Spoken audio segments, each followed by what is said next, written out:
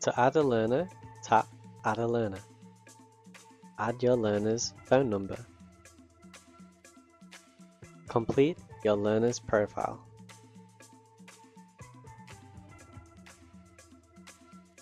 Tap the pickup address.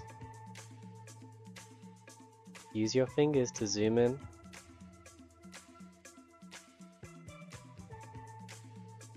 Tap on the location.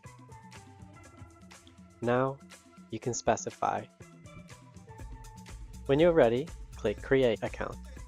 Tap Send Code. Your learner will receive a 5-digit code. Please receive this code from your learner to connect. If your learner has already downloaded the Learner app, they will receive the code via notification in the Learner app.